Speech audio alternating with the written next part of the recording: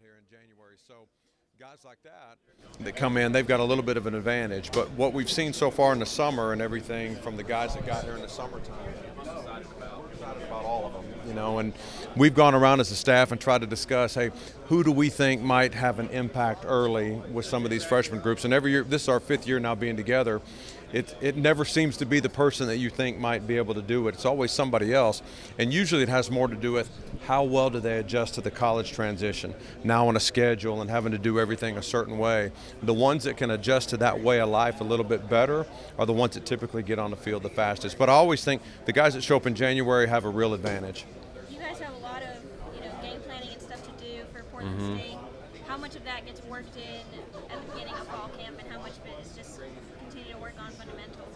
Well, there'll be so much of an emphasis on fundamentals. We spent a lot of time in spring football doing that. That was the theme around the staff room, is that we wanted to get better at fundamentals and technique. And we didn't sacrifice time away from that during our practice schedule. We stayed with fundamentals every day. And we're going to do that again during training camp. But we have looked at Portland State and really our first 5 opponents. When we were on the road recruiting during April and May, the support staff was back creating those scouting reports, those preliminary game plans for that. So there's been a lot of work that's been involved, not only in Portland State, but really our first 5 opponents.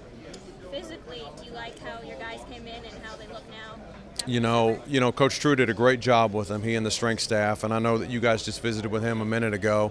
The transformation is always remarkable when you see him, and the strength has gone considerably up on these guys, and you're seeing guys transform their bodies and their body composition from, what was pretty good to now really lean and efficient guys, and that's just more time with Coach True and the nutrition program and in the weight room.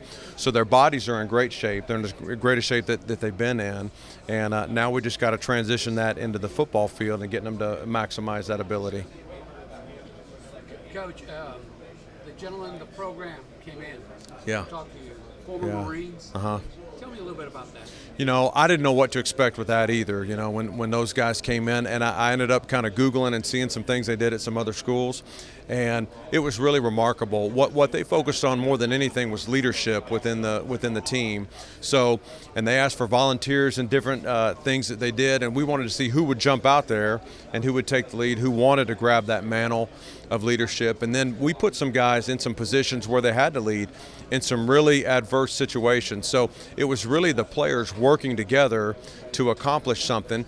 There was a physical element to it, but it was really more mental and more leadership and seeing how they would respond when things got tough or the environment changed around them.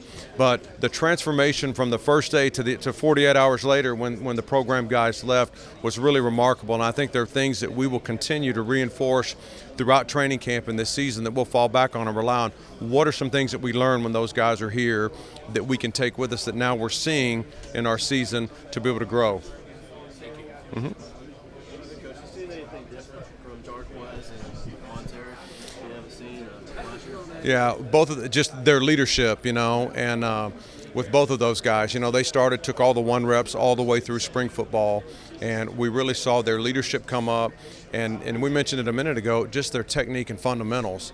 That's something that as we had our exit interviews with all of our guys, when spring ball was over, we bring them in and talk and discuss about spring ball and what we want to achieve in the summer. Both of those guys emphasized the fact that we spent so much time on technique and fundamentals that they both got more comfortable with what they were doing and with what's asked of them to do. And that now they're able to share that knowledge with some of our younger players and then go out and feel more comfortable as they perform during training camp now and then in the season. What advantage is it for spring to have Greg Brooks and Brandon Bush there already?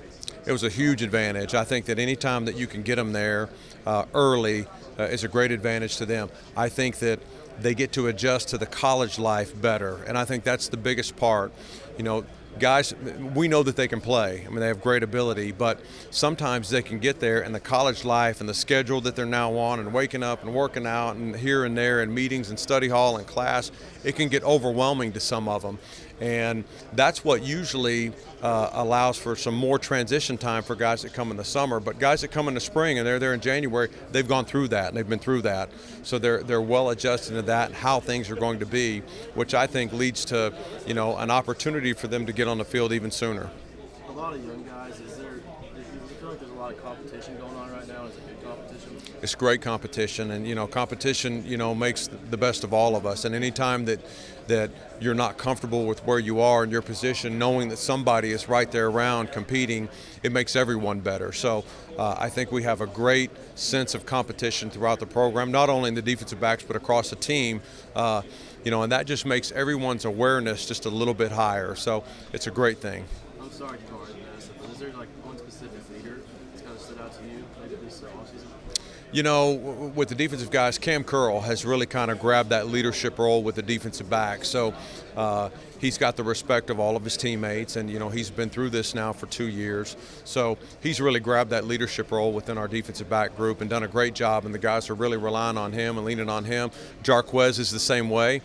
He's become more of a vocal leader this offseason. So really those two guys are kind of the nucleus of the leadership with the DBs.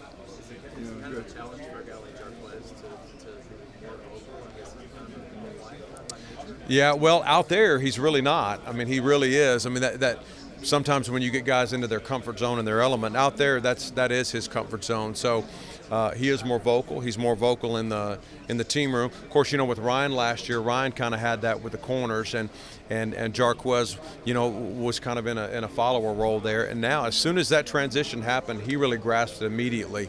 And he seems very comfortable. And you can tell some guys when they seem like a fish out of water in it, he seems comfortable in that leadership role and being more vocal within the room. Good pass rush can really take pressure off the guys, and it was so close so many times last year, but close doesn't cut it because that's when you usually get burned. That's right. You see it better this year? Absolutely.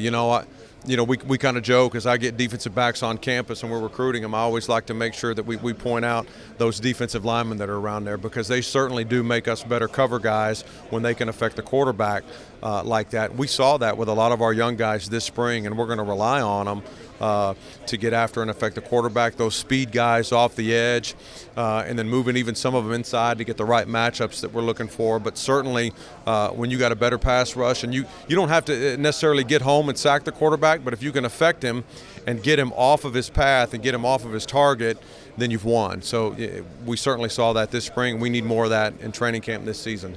Jarquez and Monteric, they're kind of both different